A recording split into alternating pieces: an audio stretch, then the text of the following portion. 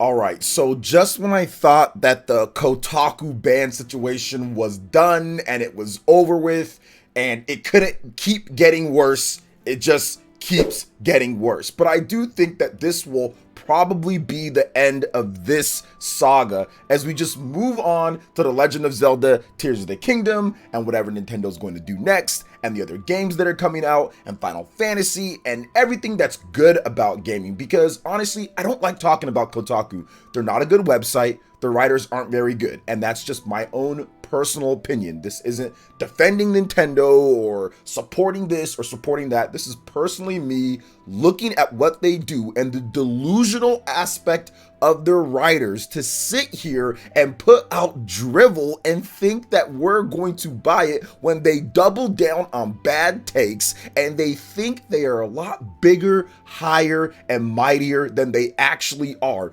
This company, this corporation, this publication, the people that write for this site think that they're doing some God's given hard-nosed journalism to expose and uncover something that's deep within the gaming industry, to really hit the companies where it hurts, the big man where it hurts, and that's just not the case. By the multitude, hundreds, if not thousands of people that sit there and refute almost every single thing with some of the articles that they have removed themselves that have got them into the predicament that they are in, yet they are trying to blame someone else. And that's what I get from what I'm about to talk to you guys here. It's constant finger pointing, blaming, and deflecting. So recently, if you haven't been caught up, I was talking about how Kotaku got banned, right? They got banned from covering Nintendo games, and they're banned from lots of other places too when it comes to other publishers giving them early access or review copies or whatever the case is. It started out with one senior editor saying it's preview day, we're blacklisted, it's not fair, it's manipulating, coercive, blah, blah, blah. All this stuff, it started with that. Then it went into another senior editor pretty much putting up what seemed like a threat. This picture that you guys are seeing right here, World War II, obviously you see some pretty nasty signs there as well. Went to that, and that caused a firestorm. And then he locked his account, Luke, which I talked about. I discussed this in videos. If you haven't seen the previous ones, if you want to get caught up on all of it in depth, I have 2 videos linked in the description below. So make sure you guys check those out. But speaking of the links in the description below, before we just get into this, make sure you guys, I want to do some positive with the negative here. Make sure you guys check out my Nintendo Switch giveaway. That'll also be linked in the description below. Make sure you subscribe to the channel, hit the like button, notifications, all of that. Check out the link. It'll have a post over to the community page. Go vote on your favorite Legend of Zelda game. Drop a comment there, and I will be picking a winner for a Nintendo Switch OLED, the Zelda Tears of the Kingdom edition, on May 12th. So that's going down pretty soon here. And we will have more giveaways, so don't worry, guys. They'll be there. Now let's go ahead and jump right into this, because Luke on Twitter put up another tweet and a long thread that's full of ridiculousness. But anyway, he said, "Hi, I want to talk about a bad and dumb tweet I made earlier this week." So at least he acknowledges that it's a bad and dumb tweet. So I'll give him a point for that. But it derails very quickly here. So he says, "Earlier this week, there was a blacklist discourse. I wanted to make a little joke that I'm actually proud of our blacklist because they show we're going after these companies in ways that matter, that they're not used to." So I want to stop him right there. This is manipulating. This is absolute delusional that they think that they are blacklisted because they did some hard-nosed detective, hard-nosed journalism, and the big man just doesn't want to see them in terms of the truth or succeed or expose what's happening. Why do people at Kotaku have this thought process? These companies in ways that matter. Bro, your site continuously puts out false information about stuff. You guys put out false information about Persona 5, saying that there's a disability slur. You guys put out, right as Metroid Dread launched, how you can go and download the game, literally encouraging people to go download the game right after the game came out. And originally, from what I understand, there was a link there, or there was ways to easily see how to do it, and you guys yourselves ended up removing that article. That's why you got blacklisted. You didn't get blacklisted because you did some type of hard journalism and it exposed something that the companies or these companies don't want you to see. You get blacklisted because you guys write stupid articles that are incorrect or that are false or that are just not right to do. And the company says, why should we provide you guys anything when you're actively doing things that's dumb,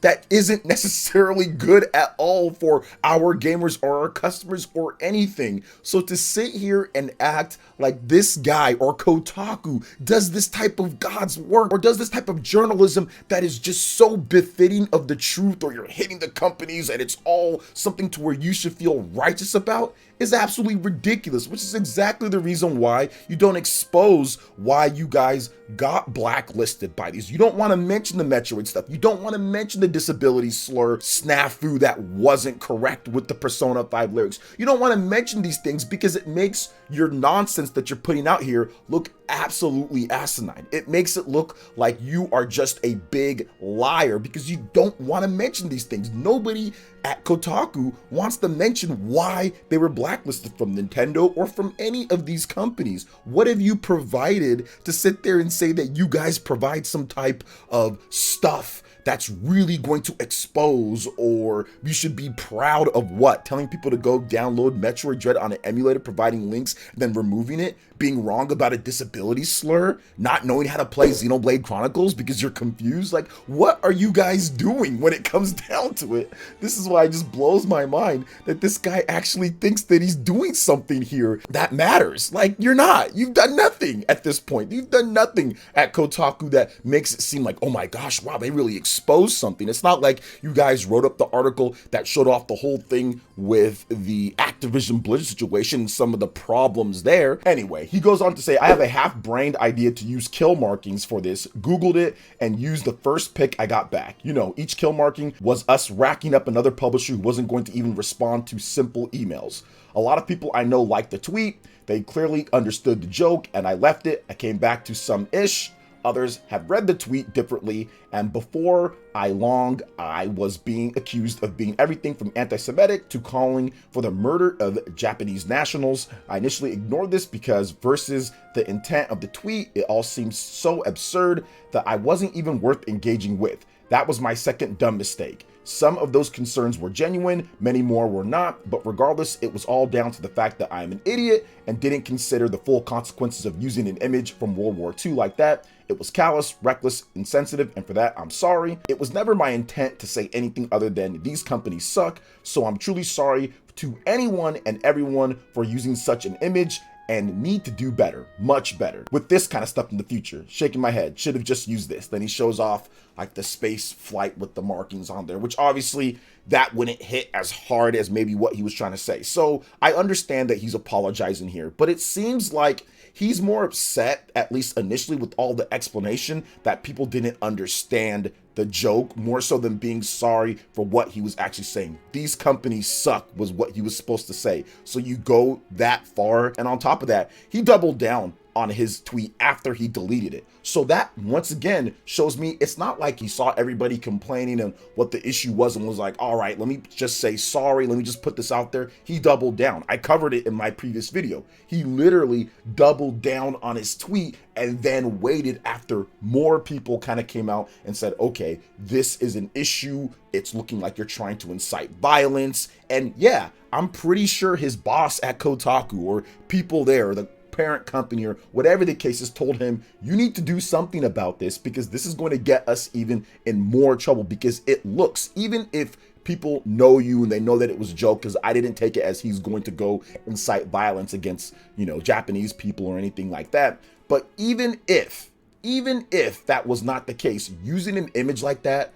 when it pertains to video games and this type of thing is absolutely ridiculous from somebody who considers himself a big-time journalist, editor at Kotaku. To use something like that, not knowing the historical significance in that moment and what people could perceive from you, is absolutely ridiculous. You knew what was going on. You doubled down on it again, and it wasn't until somebody or something told you, hey man, like, you've got to say something, because he doubled down after he deleted it, and then he locked his account. then he unlocked it, and then he put up this. Now, I don't want to harp too much on it because yes, he did apologize. He said it was dumb, but it was with a huge heaping of but this, but that. Well, people thought this. I didn't think, it wasn't necessarily just a cut and dry, yo, I'm sorry about that. It was dumb. It was something that I shouldn't have done. He tried to explain it even in this right here, exactly everything that happened. And to me, it just goes to show with the doubling down on it,